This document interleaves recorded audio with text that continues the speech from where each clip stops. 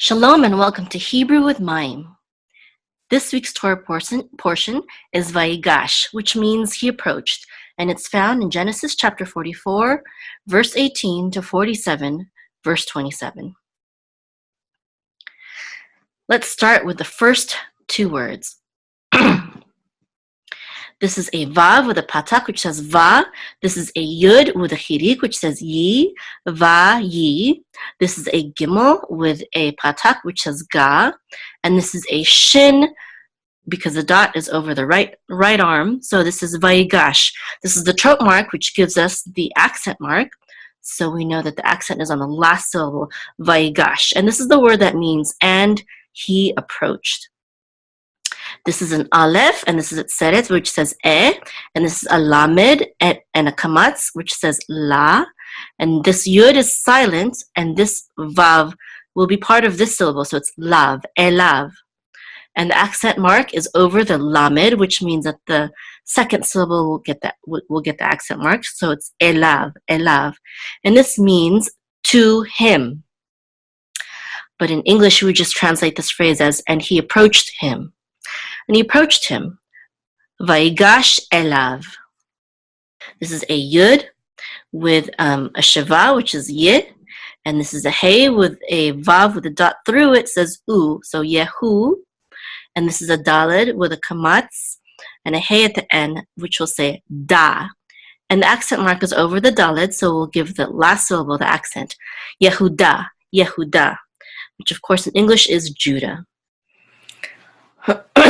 So this refers to the one who approached. So this verse is translated, and Judah approached him.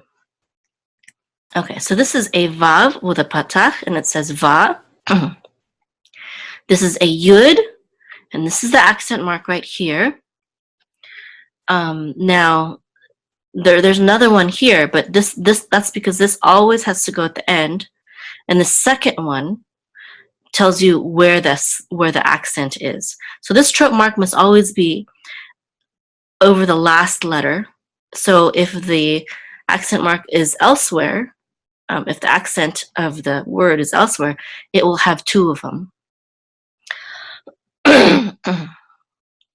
Okay, so this is a yud, and this is a cholem over the aleph, which means this says o, so this is vayo, vayo, and the accent is on yo, vayo, and this is a mem with a sagol and a resh at the end, so this is mer, vayomer, vayomer, which means and he said, and he said.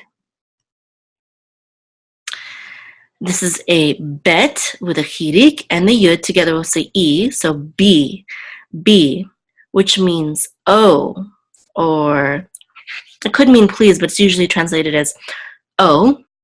This and this right here is the trope mark, but there's only one syllable, so b, and this is an aleph with a chatef patach, so this is a, and this is a dalid with a cholem, which says do, a, do, and this is a nun with a chirik, and the yud together will say ni. And the accent here is this, and so the accent will be on the last syllable. Adoni, Adoni, which means my Lord. Adon is Lord, Adoni is my Lord. Oh, my Lord. So this is a yud and a shava, which says ye. This is a dalid with a patak, which says da, ye, da. And this is a bet with a sagol and a resh together will say ber, yidaber. There's no trope mark here because it's going to share this one right here. But if this word were alone, the accent would be on the last syllable, yidaber. And this means, literally it means he will speak. And this is just a dash to let you know that these two words go together very closely in meaning. And this is a nun with a kamatz, which says, and this aleph is silent, so this is going to say na, and it means please. So this means please, and this means he will speak. But in context, it will this will mean please allow to speak. Okay, please allow to speak. And this is an ayin with a patak, which says ah, and a vet with a shiva, which says, this is actually going to be silent, av. And this is a dalid with a shiva. This one will be sounded because there's two next to each other, but also because there's a dagesh in the dalid. So av de, and this is a chaf, so feet with a kamatz, and this is the accent mark, so it's going to be on the last syllable. So avdecha, avdecha. And this means your servant. The part that says av, the ayin, vet, and dalid means servant, and the cha part means your. Avdecha means your servant. So together this means please allow to speak your servant, or please allow your servant to speak. Okay, this is a dalid and a kamatz, which says da, and a vet and a kamatz, and the resh together will say var, davar. Now, I put word here, but the meaning of the word davar is really not exactly word. It's more like a matter or a thing, okay? A conceptual thing, possibly. So please allow your servant to speak something, okay? To say something, davar. And this is a bet, and this is an aleph with a kamatz. Oh, sorry. This bet has the shiva under it, and I'm just going to say bet. And this aleph has a kamatz, which says ah, and this zayin has a shiva, which says ze. We are actually going to pronounce the shiva because this kamatz is, we call it a long vowel. And when the shiva follows a letter that has a long vowel, it will be sounded, okay? So, be'azeh, and this is a nun with tzeret, and a yud together will say ne, be'azneh, be'azneh, which means, the be part means in, and the aleph, zayin, nun part means ears, the azn, that part means ears, and the part is of, okay, ba'azneh, in the ears of, and this is an aleph with a chatef patak, which says ah, this is a dalid with a cholem, which says do, and this is a nun with a chirik, and the yud together say ni, and the accent again is over the nun, which means it's on the last syllable. So adoni, and again this means my lord. Adon is lord, and the e part is my lord. Adoni, adoni. And this is a vav with a shiva, which says vit, means and then the aleph with a patak, which says a, and the lamed together will say al, ve'al. And this means not, okay? And not, and this is a yud with a chirik, which says ye, and this is a chet with a patak, and the resh together will say char. Sorry, so yi char, ve'al yi char. The accent is on yi, because this is the accent mark right here. Ve'al yi char, which means burn. So, and do not burn. It's talking about in this context, in this context, so anger. Okay, ve'al yi char, and do not burn. And this is an aleph with a patak, which says ah. This is a pe with a shiva, which says pe. Oh, excuse me. Yes, a pe. And this is a chaf sofit with a kamat, which just says cha. Now, literally, af is nose, and cha means your, okay? So, apecha is literally your nose, but this is how we say anger in Hebrew. So, apecha means your anger, okay? Apecha. And this is a bet with a shiva under it, which says bit. And bit, this prefix means with. And this is an ayin with a patak, which says ah. This is a vet with a shiva, which says just v. This we're not going to pronounce this shiva because this vowel is a short vowel, so the shiva is silent when following a short vowel, but also Usually in the middle of a word, it's not sounded. So be'av, be'av, and this is a dalid with a sigil. So this is de. So be'av, de. Sorry, this is the accent mark right here. So the accent is actually going to be on de. So be'av de, and this is a chaf, sofit with a kamatz, which is cha. And again, this means your. The cha part means your. And this, the three letters in the middle, mean servant. Okay, so with servant, with your servant. Be'avdecha, be'avdecha, with your servant, be'avdecha. And this is a kaf with a chirik and the yod together with a ki, which means for. And this is a chaf with a kamat, which is cha. And this is a mem. And this vav with a cholam on top will say o. So this is mo, cha, mo. And this is a chaf sofit with a kamatz under it, which is cha.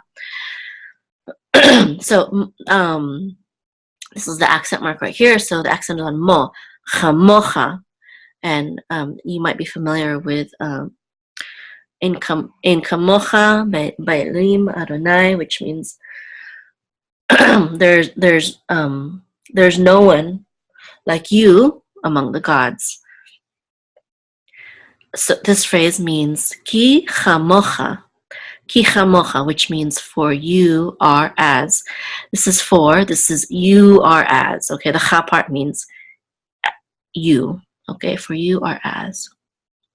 None like you. And this is a ke. This also means as. It's a little bit redundant, but in Hebrew it makes sense. But in English, you just drop the meaning of this because we already have as in the last word, in this word. So this is ke, and this is fe with a patak, which is fa. This is the resh with the shava, and this is going to be silent, the shava. So we're going to say kefar, kefar, and this is an ayin with a cholam and a hey together. We'll say o, kefar o. And because this ayin has a vowel, we do not want to, and this resh also has its own vowel. We want to stop. We want to say kefar, and then we want to make sure there's a distinct separation between far and o. Okay, so we want to say kefar o. We don't want to say kefaro. We don't want to blend the resh and the cholam together. We don't want to say kefaro. We want to say kefar o. Okay, kefar o, which means as a pharaoh. Okay, now we're going to do the trope for this verse. First, we'll read the whole verse again, okay? So, Vayigash elav Yehuda. So, and Judah approached to him. Vayomer bi Adoni. And he said, "Oh, my Lord, please allow your servant," it's a translation, right? "Please allow your servant to speak." Okay, there's really not a literal word allow, but in context, that's what these words mean together. Okay, so Vayomer bi Adoni yidaber na avdecha. Okay, davar, a matter, a thing, a word. Be'azne, in the ears of Adoni, my Lord. Ve'al yichar. Sorry, ve'al yichar. Ve'al yichar. And do not let burn. Apecha, your anger. Be'avdecha, with your servant, for to your servant. Ki chamocha, for you are as kefaro, as Pharaoh. Now we'll review the trope marks first, okay? I'm going to sing the trope marks as I point to them. This says, Kadma v'yazla revi zarka. Sorry, let me start that over. Zarka. Oh my voice is no good today. Zarka munach sego. Kadma mapak pashta, munach katon, mercha tipcha, et nachta, mercha tipcha, sof pasuk. Okay, excuse me, I'm a little sick, so my voice doesn't sound that great today. Okay, so Vayigash has Kadma, so this is Vayigash. Elav has Azla, so this is Elav. So Vayigash Elav. Yehuda has Revi, so this is Yehuda. And this is Vayomer has Zarka, so this is Vayomer. And this is I'm going to do these together. This is Bi Adoni has Munach Sego, so this is Bi Adoni. This is Yedeberna, which has Kadma, so this is Yedeberna. And this is Avdecha, which has Mapak, so this is Avdecha, excuse me, Avdecha. And this is Davar, which has Pashta, so this is Davar. And this is Be'azne, which has Munak, so this is Be'azne. And this is Adoni, which has Katon, so this is Adoni, so this is Be'azne Adoni. This is Ve'al Yichar, which has Mercha, so this is Ve'al Yichar. And this is Apecha, which has Tipcha, so this is Apecha. And this is Be'avdecha, which has Etnachta, so this is Be'avdecha. And this is Ki, which has Mercha, so this is Ki. And this is Chamocha, which has Tipcha, so this is Chamocha. And this is Kefaro, which has Sof Pasuk, so this is Kefaro. This is like a period right here, okay? So I'll do it in phrases now. This is one clause, okay? And Judah approached. This thought goes together. And Judah approaches, which goes, Vayigash elav Yehuda. So remember, the trope marks serve as pauses within the verse, within the pasuk. And there are masters like this, and there are servants like these. And the masters, there's a greater pause, which means that they separate phrases. Here's another master right here, and this is its servant. So this is Vayomer bi'adoni. So together we'll say Vayigash elav Yehuda. Vayomer bi'adoni. So this is Yedeberna Avdecha Davar Be'azne Adoni. And this is another master right here. This is a pause right here. So this phrase again means, and please allow your servant to speak a matter in the ears of my Lord. Okay? And this is Ve'ayichar Apecha Be'avdecha. So that's another clause. This is another master. So this is, and do not let burn your anger with your servant. Okay? And then this is the final clause that consists of these three words right here. It says, Ki chamocha kefaro. So this is, for you are as Pharaoh. For you are as Pharaoh. And of course, this is Yehuda or Judah talking to Joseph,